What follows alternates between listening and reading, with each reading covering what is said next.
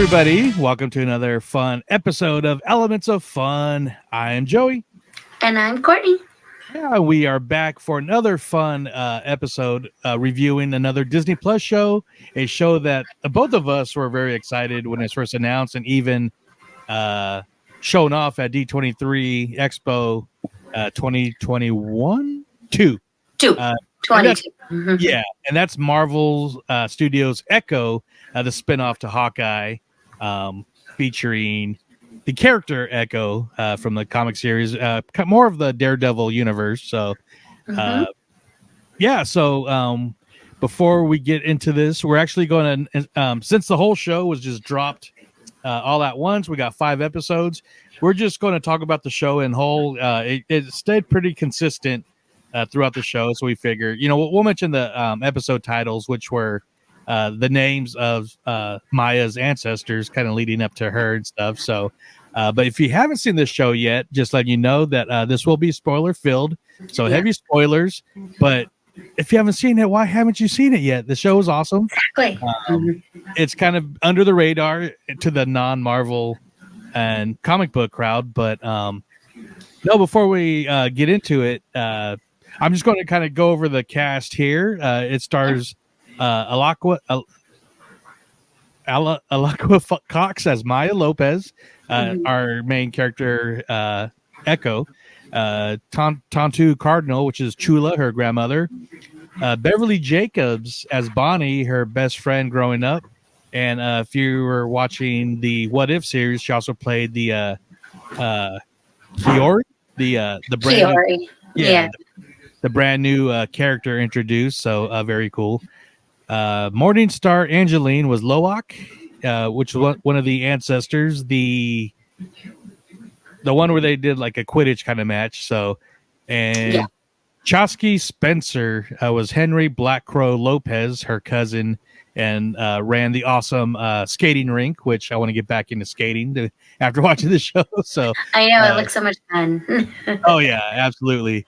Graham Greene as Scully, her grandfather, and he's an amazing actor. He's in so much, like Dancing with Wolves, and he was Native American in the Twilight series. He was in that too. Oh yeah, I don't know if I got to where he came out yet, so I only made it through the second one, I think. Well, he's related to Jacob, so if he didn't make it to Jacob, then that's she's right. in the first movie.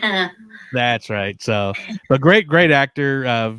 Been in movies throughout our lives here.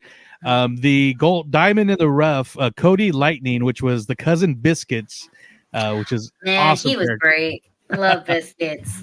Yeah, and almost done here with the main cast, but Danny McCallum played Tuklo, which is one of her probably great grandmothers. Really cool Western scene in here, and of course, Vincent D'Onofrio reprised his role as Kingpin brilliantly, as expected. And then a very, very special shout out to Darnell Bessaw, which was young Maya, which is also Alaqua Cox's cousin. So her real life cousin. So that's why they look so similar. It's because they're actually related. Exactly. So great cast, fun show. And I'm just going to go ask you, Courtney, what were your initial reactions as you're watching this new show?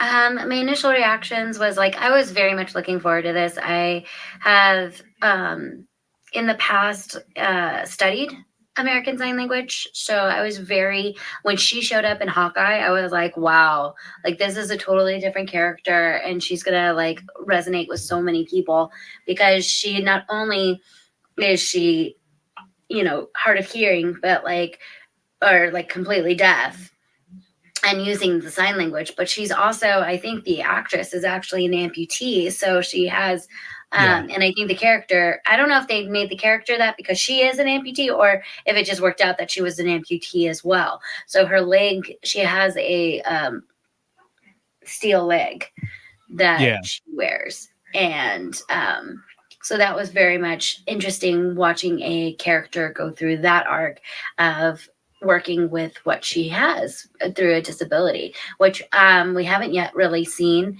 in the MCU except for like Daredevil because he's blind. But I mean, not even in any of the other like superhero franchises do we really get to see that. Yeah. Like in DC, they haven't even touched on that yet. See, so I believe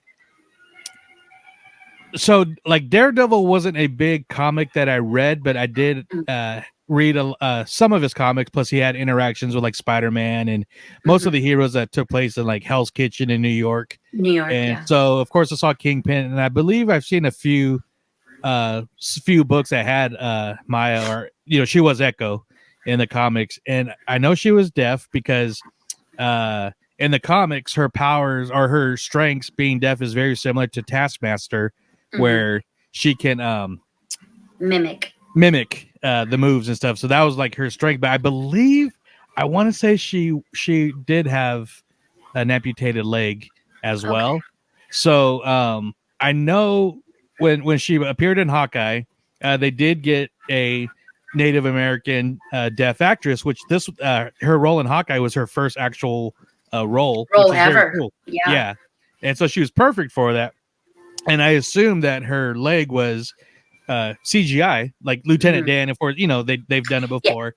Yeah. But when we saw the cast show up at D23, she was wearing like a skirt or something, and I was like, "Holy crap!" She really had a prosthetic leg, and it's like, man, she was meant for this role. So absolutely, she did it amazingly. I mean, she's a rock star. Kind of like one thing you get about Marvel is they try to get known actors for certain roles, and a lot of times they do really good, but you kind of see that actor in that role, no matter what. But then you get, and I mentioned with Biscuits, the cousin, you get those diamond and rough kind of characters, and like I'm sorry, I'm butchering names, but Iman, who played young Miss Marvel. Oh yeah, Iman Vellani. Perfectly cast. She's a rock star. She's a natural, and I mean that is her. And now Maya Alakwa, I mean, perfectly cast and stuff. So I guess we could just go through and like I said, same thing as you. I was looking forward to it since we've seen everything, and really enjoyed the show. We were texting each other as we were watching it. We're like, "Oh my god, did you see it? Oh, okay." Kind of. I mean, really, like my first initial reactions was like, "Okay, where are we going with this?" Because like we already know a little bit about her from like the Hawkeye series, and saw how like she was very much for the Kingpin's agenda, and Hawkeye had to make sure, like Hawkeye had to make her aware that like the Kingpin was the one that killed her father. Like she's been on the wrong side the whole time. Yeah. And then when this scene came out that we're watching right now, it's the 6-minute fight scene, and it is a complete one shot. And it's insane. I was listening to Screen Crush, and they found one little flaw. They said that there was one little cut, but they tried to like hide it so that it looks like I know what that is. But yeah, I think it's when he was like holding the cup or whatever. But like it looks like a one shot. Like they did this entire scene from the minute that they walked into this warehouse to the like very end after Daredevil shows up, because Daredevil does show up in the first episode just a little bit, because it's in this like time period where like apparently Fisk or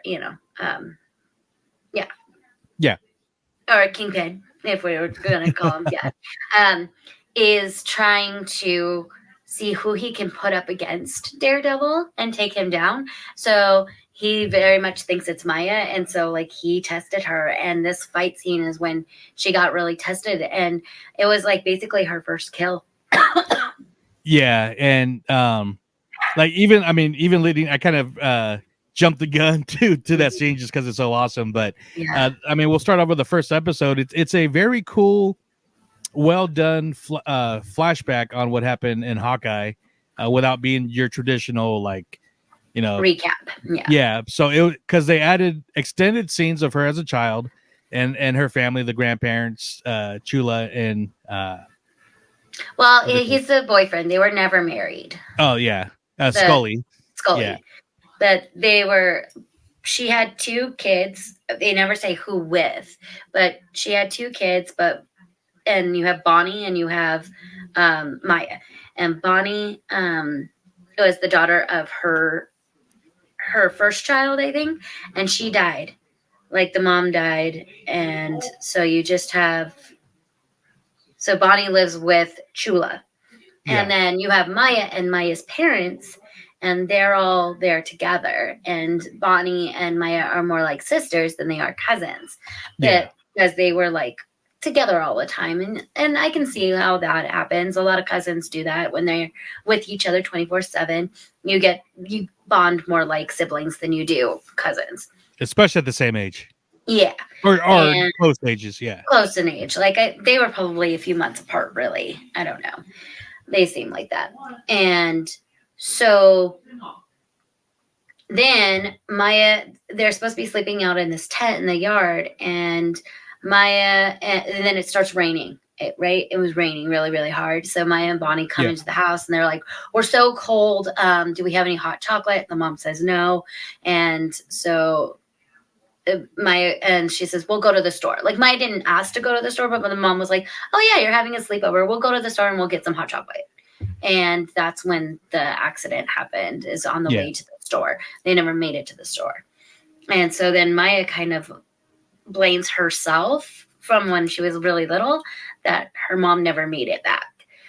So that's where the tragedy really starts, is that she blames herself for her mom dying. Well, that, and Chula blames the dad. The dad takes them away to, continue his work with Fisk. And, of course she blames, when you got heavy hearts on, a big accident and like this, but then of course the dad was saying, well, we got kicked out, or she doesn't want to see you.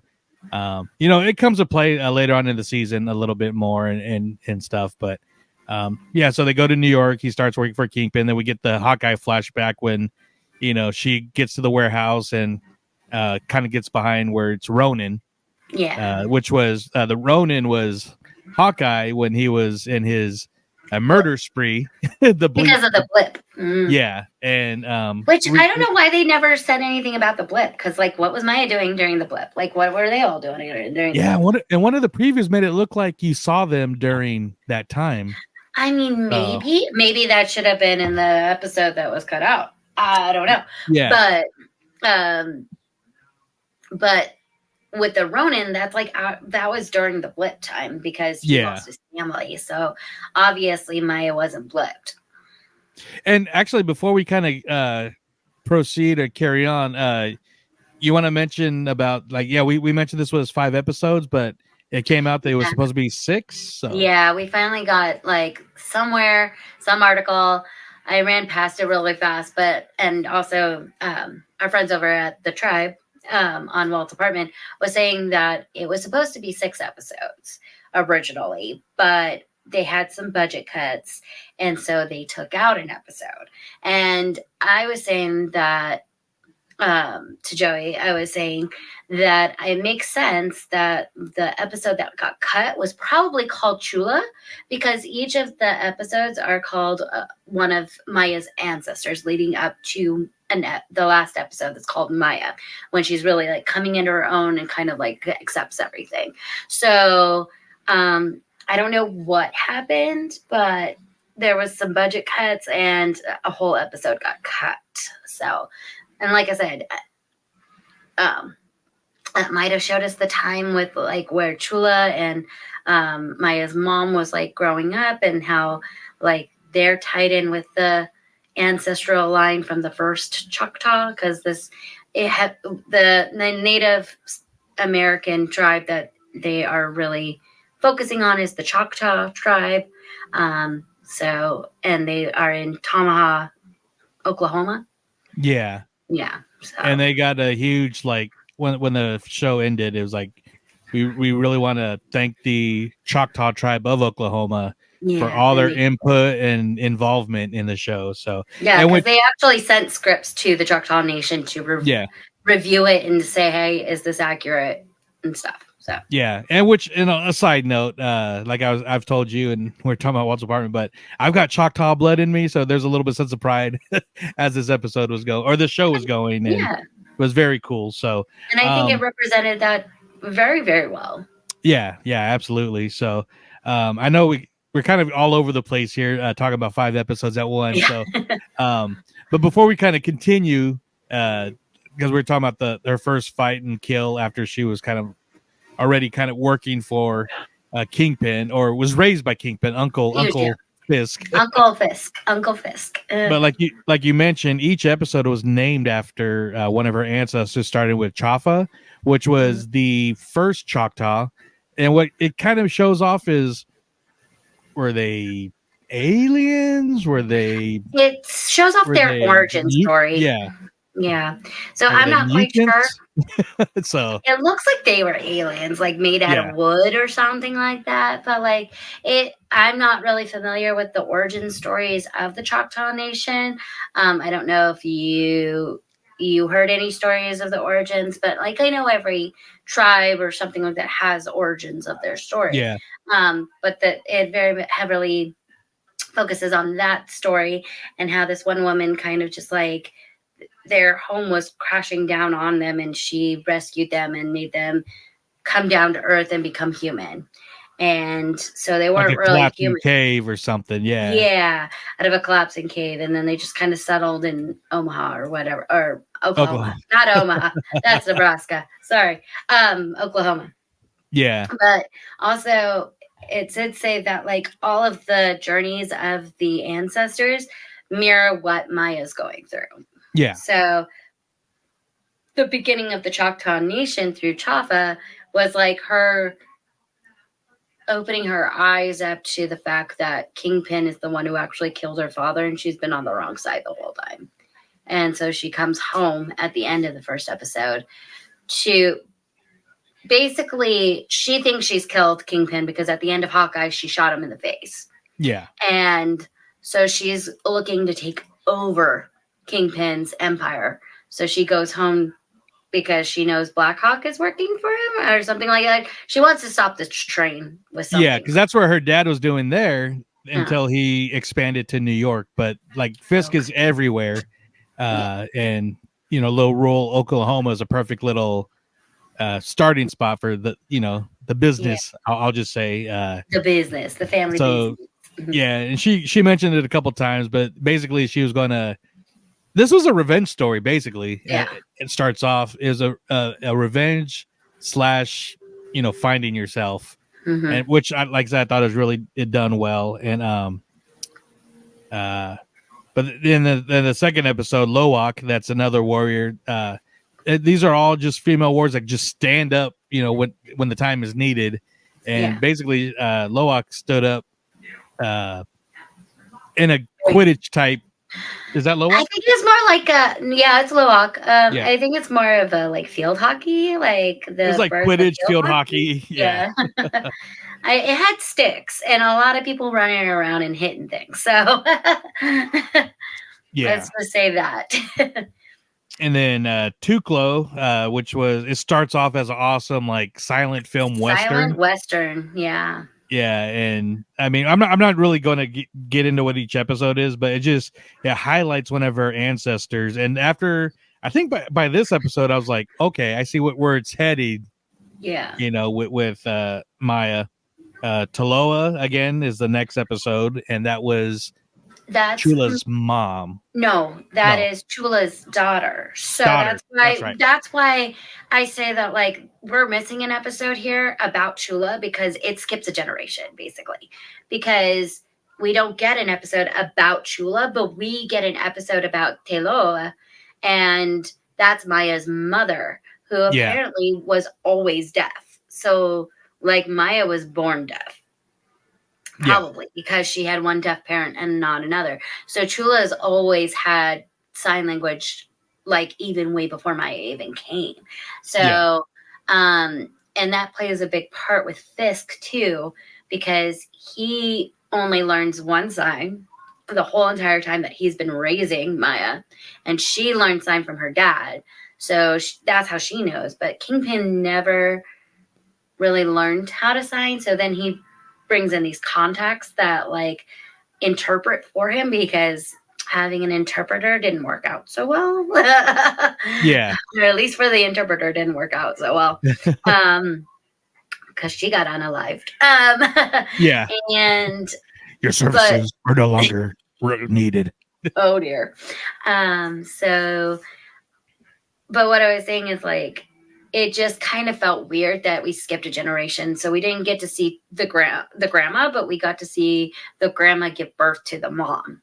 Yeah. And each one had a specific gift that was kind of trickling down or echoing toward Maya. And so in the final episode, Maya gets all of her gifts and basically gets like powers, kind of mutant powers, instead of like actual like the mimicking that she had in the comics. Yeah, and she was able to pass them on to Bonnie and Chula. And Chula, yeah. Who are both held hostage. So yeah. But also like that crazy fight scene in the skating rink was like the roller skating rink was insane too. Yeah. Those guys that were holding them hostage, they were just dumb. Oh yeah. They're just what's it? What are they called? Goons, like in Batman. Goon number 1, Yeah. goon number 2. But like they were stupid goons. Yeah. But so yeah, we get a lot of backstory and then a lot of great flashbacks with Fisk and young Maya, and I mean even the fact where he takes her on after she's her dad. What was it? When she's little, her dad takes her to like a karate class. Yes. But he has to leave. But Fisk shows up and, picks her up. Yeah, picks her up. And then I guess while her dad is on the job, he's even picking her up at school.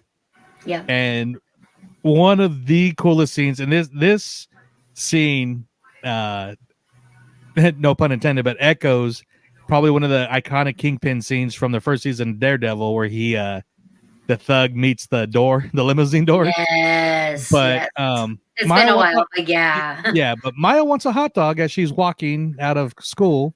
Yeah. And the dude, I mean, he's a dick. Sorry. Yeah, no, I mean, he is. And it's like the regular, like, kind of how people who don't understand the deaf community, they just kind of like, they talk at them, and then when they realize they can't hear them, like they talk louder, or they say like, "Hey, what's wrong with you?" Like, don't do that to deaf people. That's and not play the dumb. way that happens. Yeah, no, write it down or use better things. Don't yell at them. Don't scream. Okay, but he wasn't doing that. He was yelling at her, and she was just like, well, he was kind of like he didn't care. Like he was like, "You need to have this or this," like. And she wanted something else, and they weren't understanding. Yeah, and he was even then got to the point where he was mocking her and insulting her.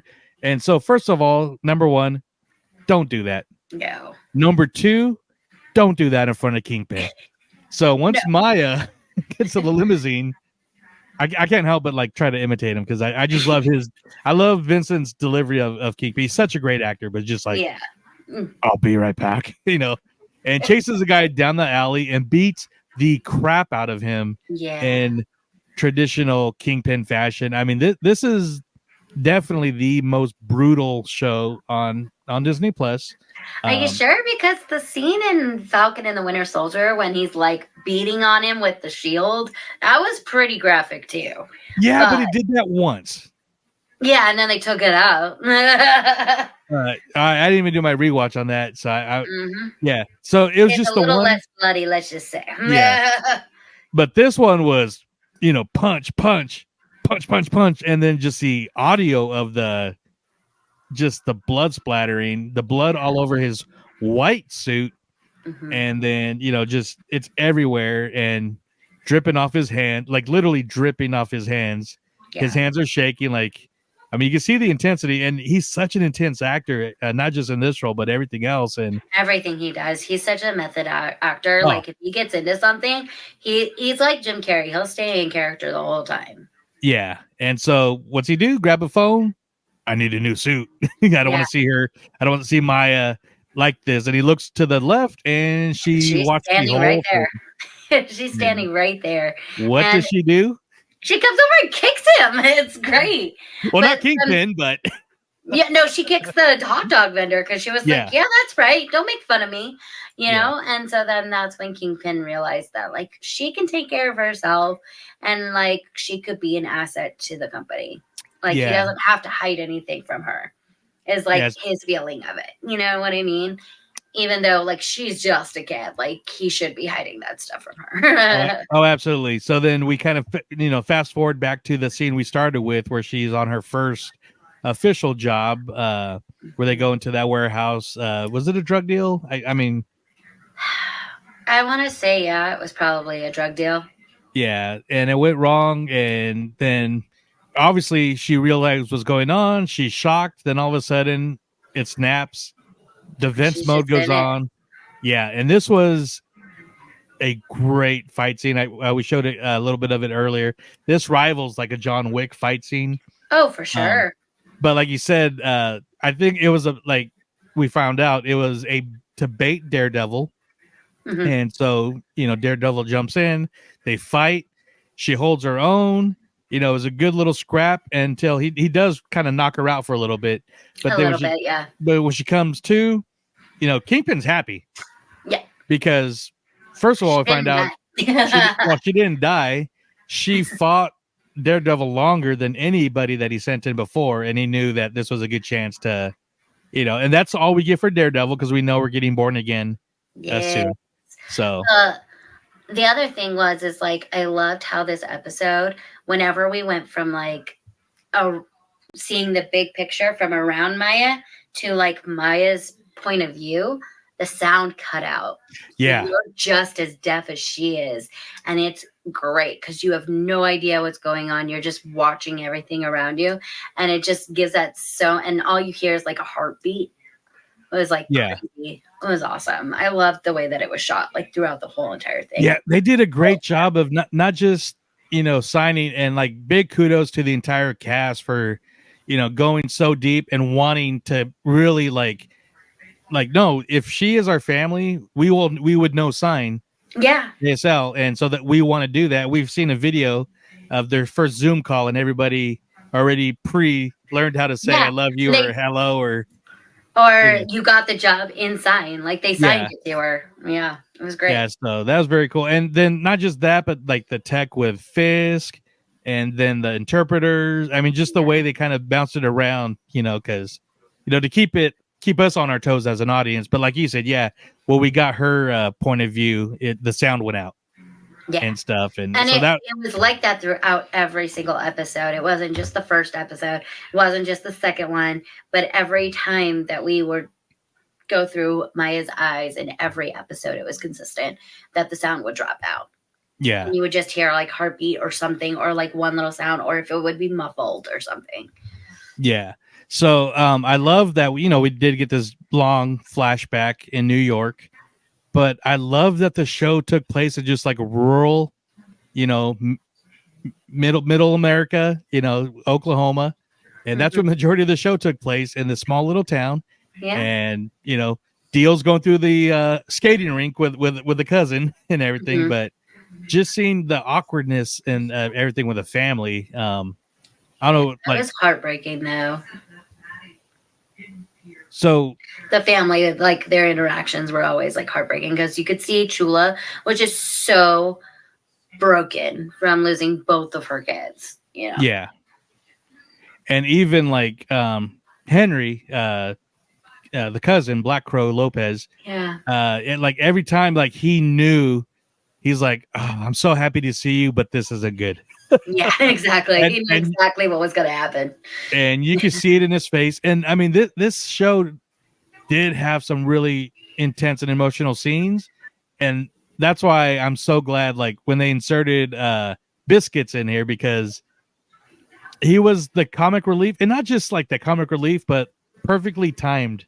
Oh, yeah. No, like his comedic timing was impeccable. Like, yeah, it was so funny, especially like, I want to say, I mean, it's been mentioned, like when he has the truck and he's trying to keep up with the train because she's blowing it up or whatever she's trying to do on the train, to get everybody's attention.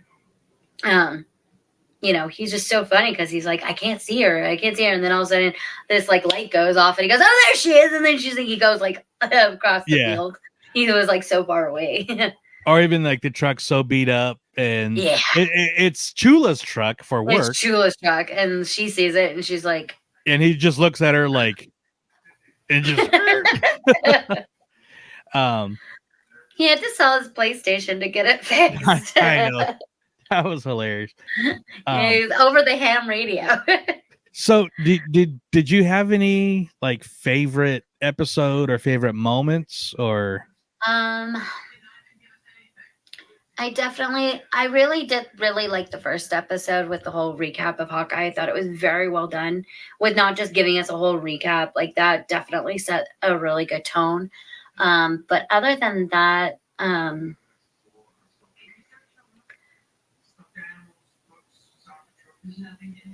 of course, I really liked the 6-minute fight scene with Daredevil, but that was like really cool. Yeah. But other than that, the ending, like the Choctaw like festival was really kind of cool. And it was a juxtaposition of the festival going on, and then Maya like confronting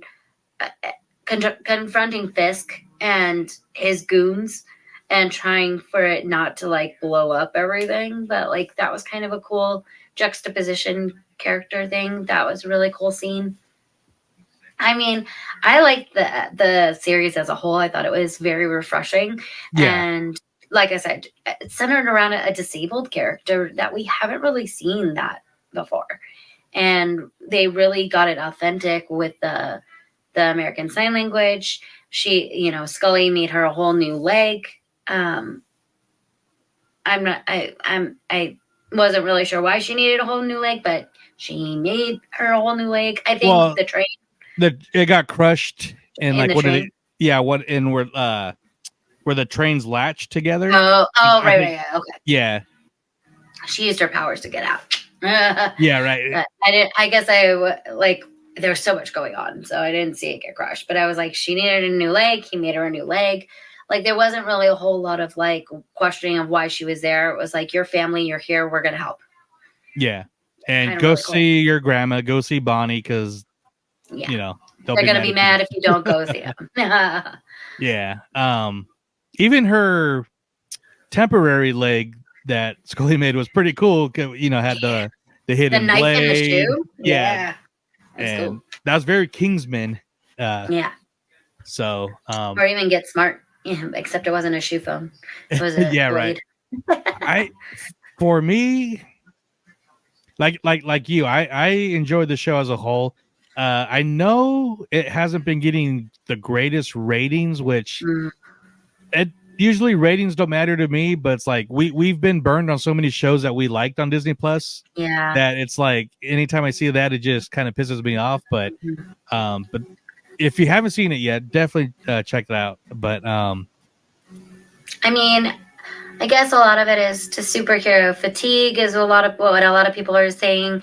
A lot of it has to do with not very many people liked Hawkeye, so they don't know who Maya is, or they don't care who Maya is because they didn't like that show.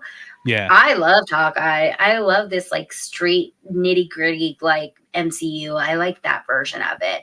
I was actually like kind of being like Eternals and all of that. Like, I don't care about the cosmos. I want the street, like the real, yeah.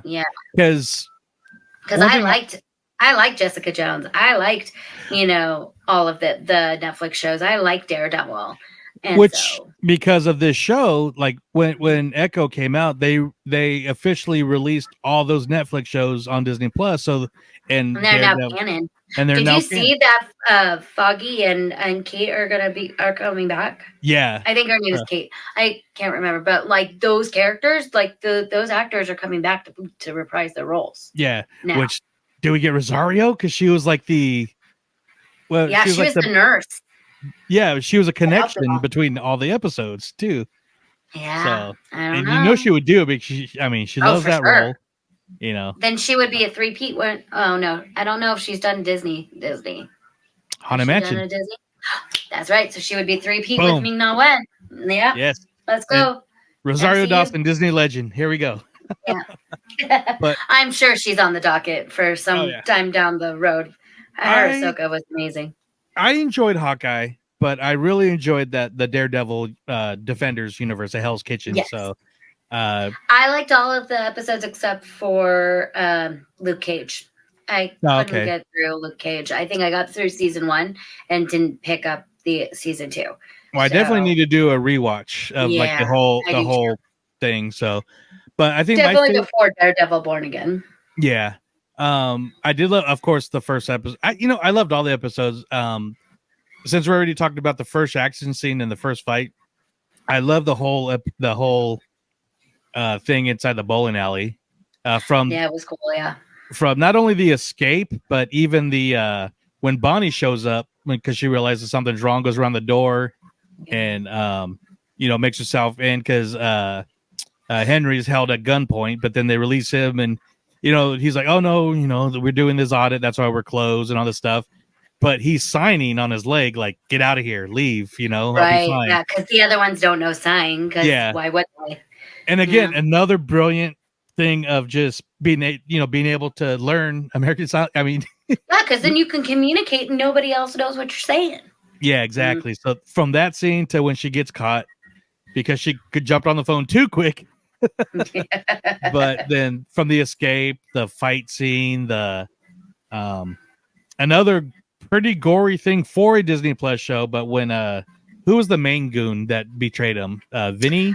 Nick. Wasn't his name Nicky? I think it was like Vic or something. Yeah, but he was a jackass. Yeah, but the main goon shot him in the back, and he jumped like right in front of everybody and like flipped over and was just like spitting and coughing out blood. I'm like, again, I'm not bothered by it, but you see Disney Plus and people are going to complain because they don't know how to, It's TVMA for a reason. Yeah, for a reason. Now, it wasn't as gory as it could have been, but it still was gory for a Disney Plus show.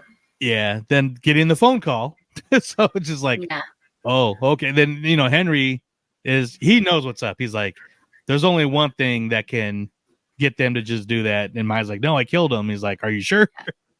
But, did you see him being dead? And then, but we do see him like he's lying in a hospital bed. Yeah. But so do we think that Kingpin has superpowers? Or is he just resilient? Resilient, yeah. Okay.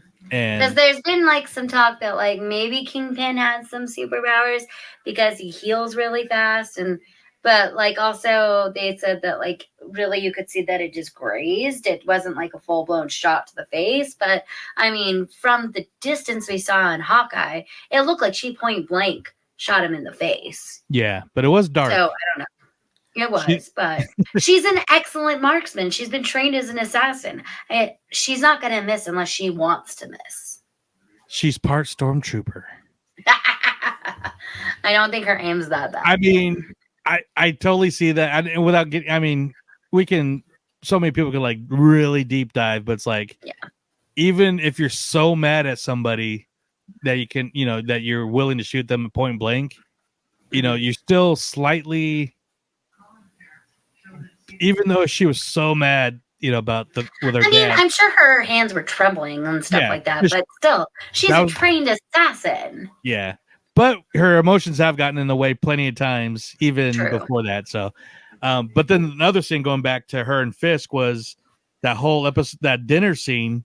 Yeah, like their Sunday night dinners. Yeah, she's not eating the food, not drinking the wine. She drops the knife. He picks it up and I mean, like, because I saw that episode before you. I think that was the first one I saw before you, and I was like, dude, intense. Which that scene was intense, and then emotional because that's the episode we also got the story for the full story from Chula, and stuff. So that had like.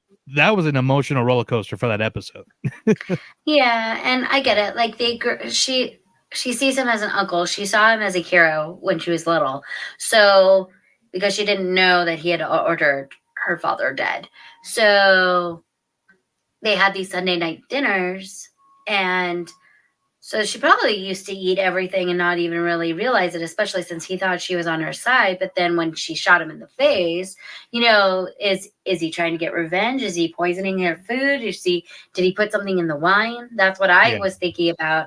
Now I heard another breakdown saying that it was like Fisk, it was like to represent that like Fisk doesn't really know Maya at all because he wanted the wine and she doesn't drink wine or whatever, and so it wasn't really what she wanted, and then which counteracted with the scene with her grandmother, and she offered her soda pop right away, and you see that when Maya pours out the wine in the sink, she immediately goes to the refrigerator and gets a soda pop.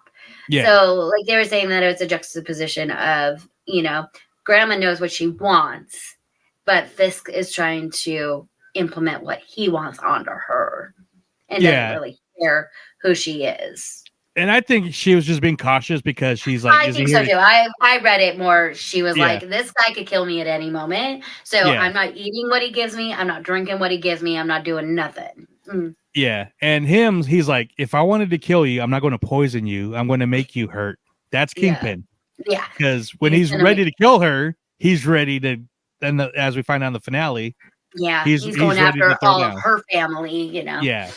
So, and I think that's what makes him such a great villain. Because, going back to Hawkeye, it's one thing. I'm like, how can you have a big bad, especially when they're trying to do a big bad after Endgame? Right. You can't. But in New York, probably why nothing's working right now is because where do you go from Endgame? I know we're trying to get somewhere, but it's not working. But in New York, he is a legitimate threat, and Hawkeye knows it. Mm-hmm. Again, that was so awesome that they were able to bring that Daredevil universe over. Well, that's why I was telling you that I'm more interested in Kingpin's journey than I am with Kang. If they just repivot and don't even do Kang, I don't care. I don't even care about Kang because, first of all, Victor Timely was annoying as hell to me. I absolutely hated the way that he portrayed Victor Timely. I'm not saying that the character itself wasn't good because it was a vast contradiction from He Who Remains or whatever, or even Kang himself. But so if you see Jonathan Majors on screen, there's these three distinct characters. That's great. But Victor Timely as a character himself was annoying as hell. He talks slow, and I was like, okay, come on, spit it out. And I know that sounds horrible, but he talks so slow. I was like, I can't deal with this 24/7 right now. And so then I was going to make a political joke, but I'll leave it there. And then also in Ant-Man and the Wasp, he was very easily defeated by Ant-Man. The least out of all of the Avengers right now that I see him more as a comedic relief. I don't really see him as the top Avenger or whatever. That's not who he is. So for him to be able to defeat Kang like that in Ant-Man and the Wasp, Quantumania, why am I supposed to care about Kang? And then also, to the other point, the other movie he was in, there's another one. Oh, and in Loki, he was very, very easily defeated too in that the first time around. And we're never really going to defeat him because I guess it all starts over again because there's so many of them. But so he just seems like a weak, big bad. And I don't know if it's different in the comics. I haven't read the comics. I don't know. But right now, I could care less whether Jonathan Majors continues as Kang or not. Yeah, not getting too much into it, but he is bad. He's to be reckoned with in the comics, and but him it's not being translating into the MCU. Well, exactly, and with him not defeating anybody in the Ant-Man, he could have killed Hank, he could have killed Hope, he could have killed Scott. Yeah. But I mean, it was the first thing he says to Scott, an Avenger. Did I kill you yet? Have I killed you before? I lose it's track. This one instance that you didn't kill anybody. You got defeated, by giant ants. So, but no, but kind of going back to Kingpin. I mean, for this kind of story, I mean, he is a viable villain. Yeah. And I know I recently saw, I think it was comicbook.com on their Instagram. They were talking to Vincent D'Onofrio, and they're asking what happened because, like, one of the intense scenes is he told Maya the story about his father. Yeah. And the whole thing with the hammer, and we won't get into the hammer switch. Yeah, because he has a claw in the original series, but a ball peen one here. Mm-hmm. Yeah, so, but she kind of turns it back on him and uses her powers to kind of like open his mind, basically. And for the first, we actually see him scared because he does not know what she did to him, and she kind of like turned his anger and fear on him. And she automatically took him back to that place, like physically. Like she got into his mind and took him back into that place where he was 12 years old. His dad was on the other side of this wall yelling at his mom. And instead of like taking up the hammer and going and beating his dad with it, like he was just like sitting there and openly weeping and crying and scared of he was a scared 9-year-old. Yeah. And he was a 280-pound scared 9-year-old. 9-year-old, yeah. So and that's great acting. It was amazing, and it really was like, what is going on here? Which kind of led into like, is Maya going to be a mutant in the MCU or not? Is she going to continue in the MCU? I hope she does. But they're really leaning into maybe she's more of a mutant powers, because like maybe the first Choctaw was a mutant. She's got these glowy hands, so like that she can transport through the ancestry, and now Maya has them. So yeah, and I'm glad there's like no even near clear answer, so we do get more, whether if it's a Echo sequel or spin-off, or somewhere in the X-Men universe, or where she like crosses over with them. I don't know.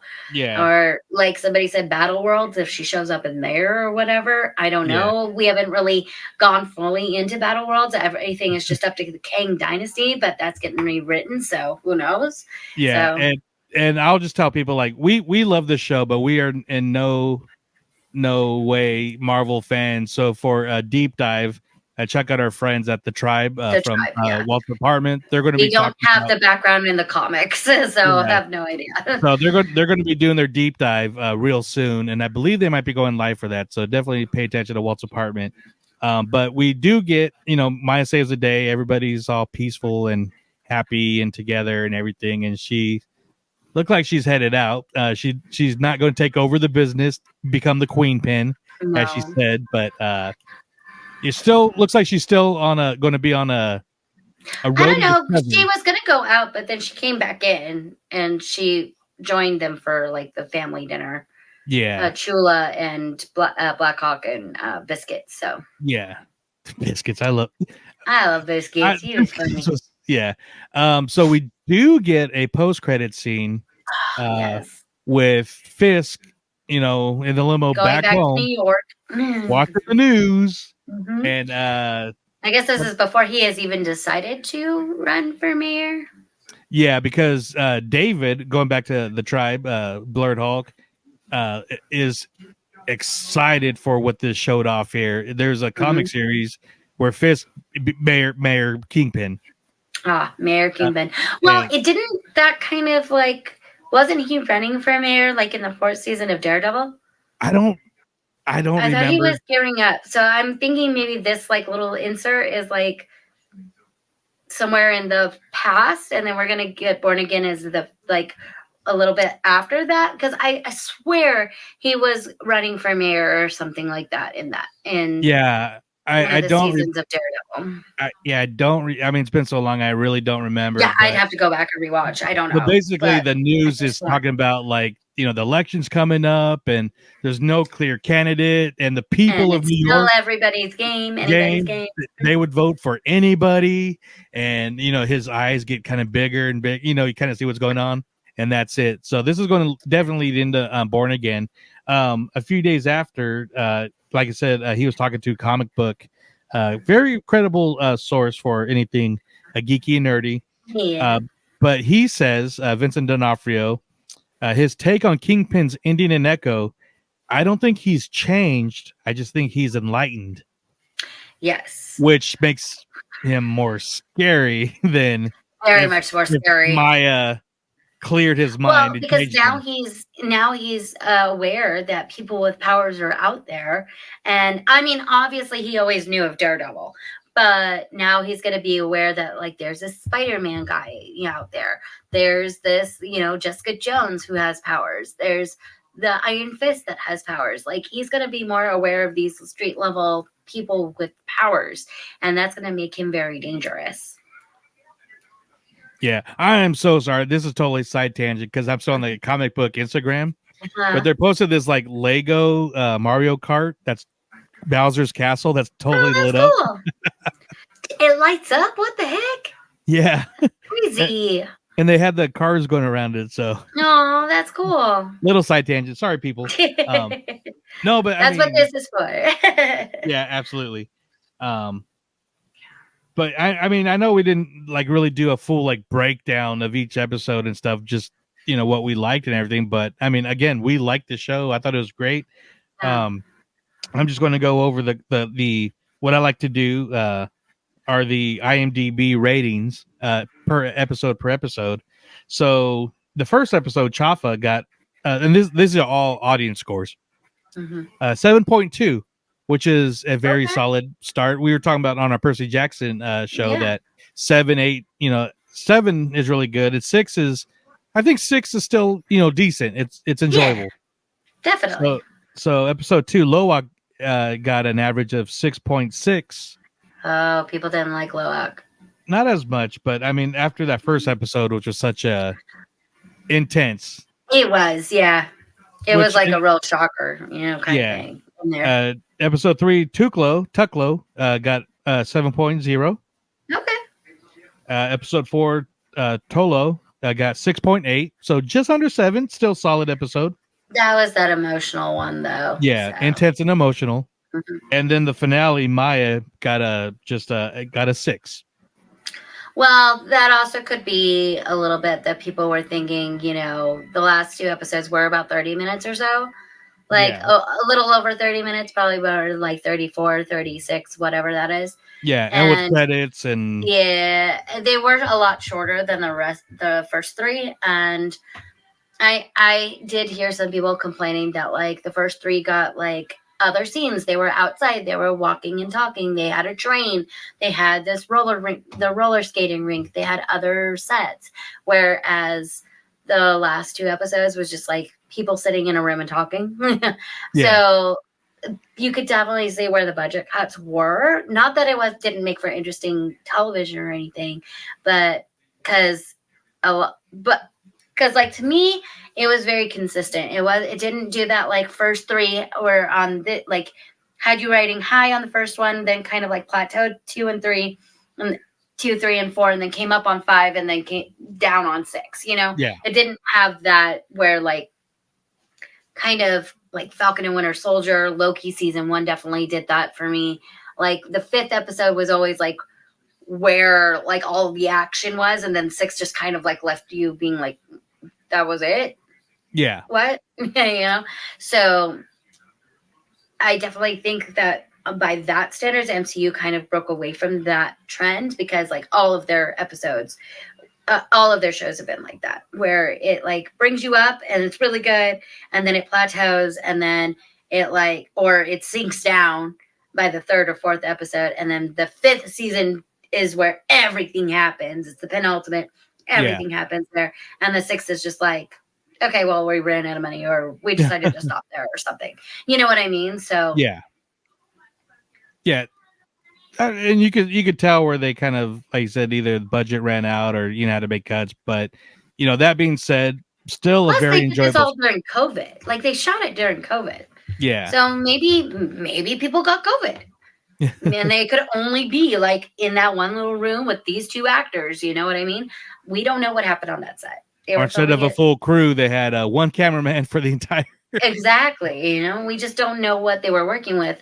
Now, I'm probably sure that they're going to come out with an assembled, which is a behind the scenes look of this, but we won't know until it comes out. So which they've been doing a good job at doing. So it Yeah. usually comes out a few weeks to a couple months after. So, Mhm.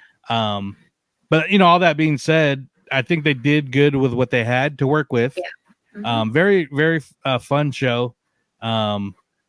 Where would you put this? You don't have to rate put it in a number, but would you put it like a top, mid, bottom tier for MCO shows?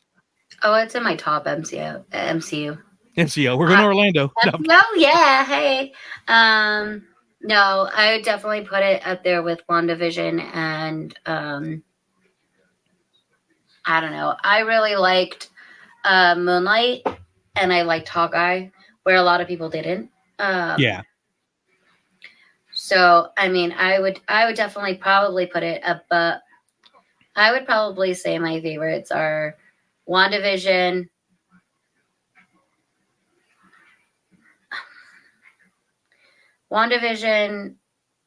Hawkeye.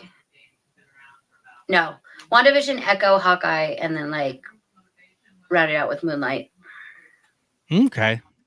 Loki was okay, but like especially season 2, it just went in a circle and it did get a little confusing. I did not like the Sylvie and Loki storyline falling in love. Like I get it, Loki only can love himself and she's a variant of him, but I didn't like that. So good show, but hard to watch, especially when you're tired. Yeah. And it makes you think, especially the second season, it's a thinker. Yeah. So Falcon and Winter Soldier, I just felt like was just kind of, I liked it, but it was very preachy and it felt rushed.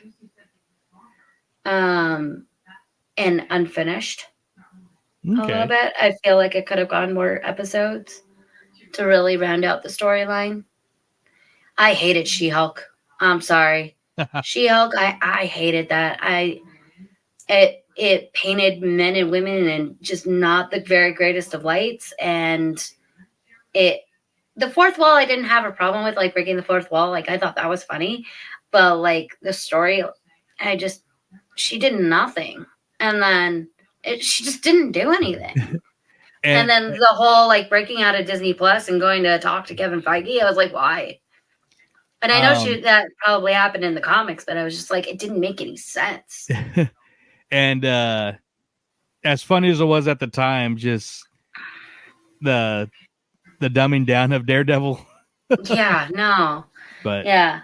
Even though they gave him like the old 1960s yellow and red costume, I call it the and they made a good couple when she wasn't green, but like I don't know. It didn't hit me in the right spot. So it was just like, nah, I wasn't. I mean, when I'm watching the whole MCU timeline thing, like, yeah, I'll still rewatch She-Hulk, but is it my favorite? No.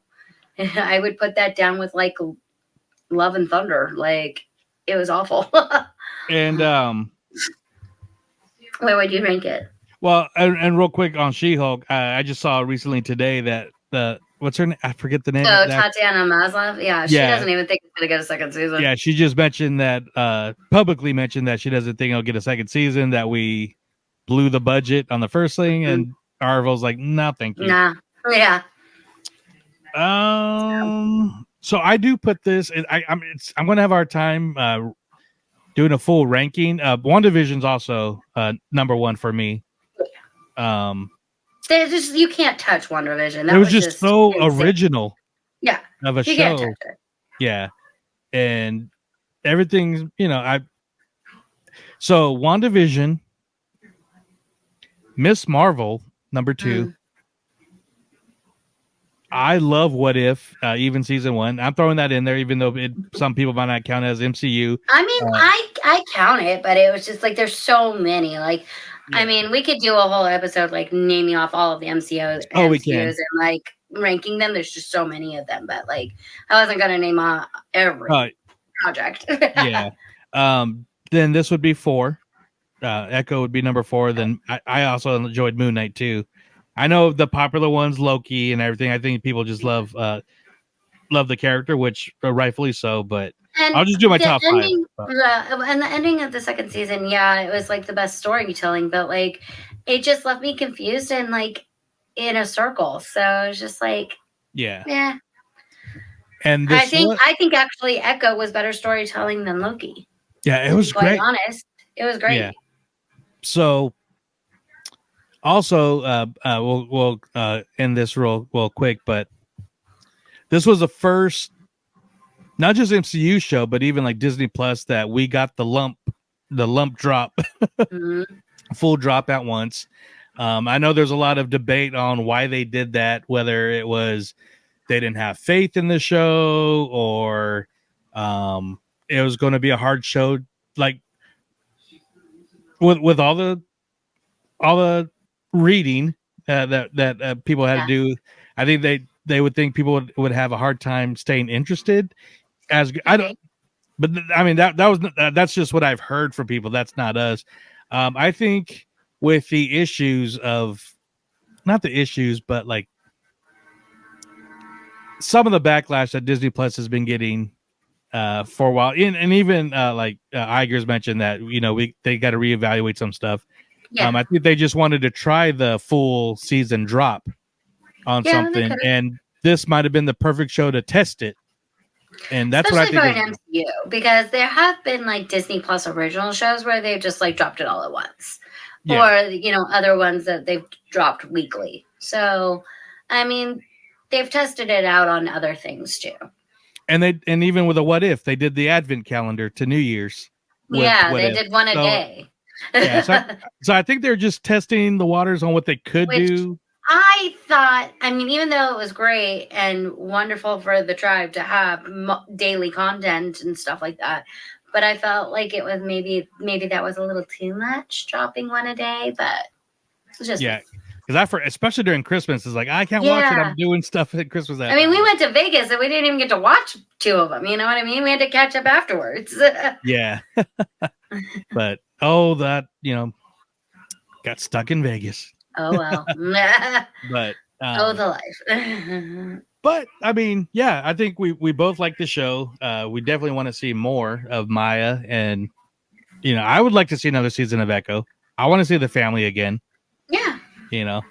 Whether she chooses to stay in there or or she goes back to New York and starts taking on the Kingpin more, Yeah.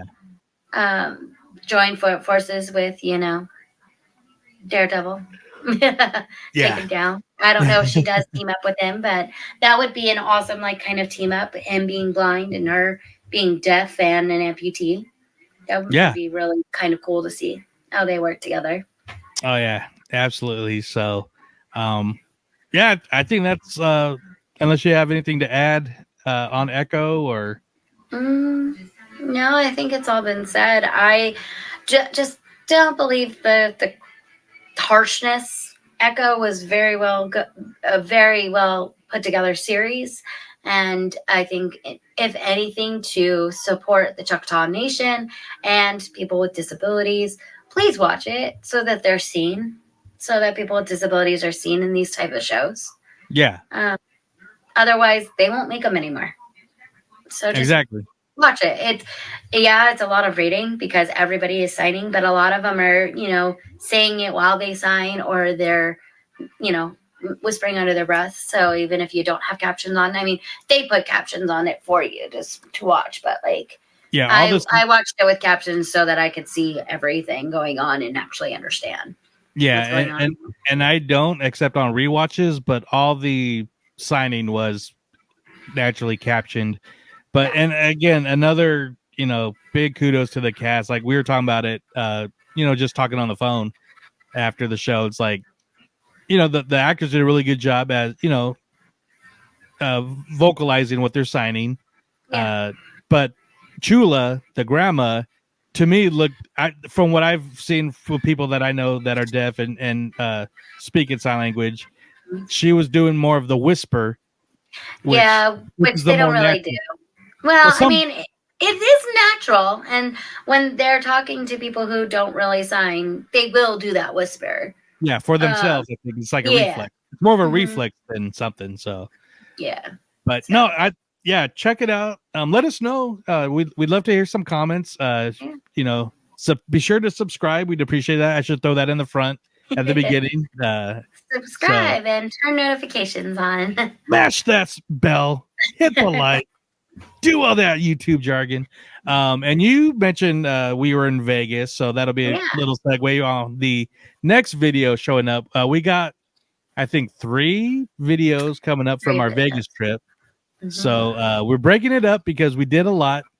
And the first one we're going to do is one of the things you were looking very forward to, and me too, and loved it. But it was the immersive Disney animation exhibit, Yeah. which was at the Crystal Shops. The Crystal Shops at Aria is how that's labeled. And it's up on the 3rd floor. Right now they have a Princess Diana exhibit, and then you have the Disney animation exhibit and the Van Gogh. And it's all interactive, immersive on that. Yeah, so we videoed, we ran through ground stars, illuminated, and it was so cool.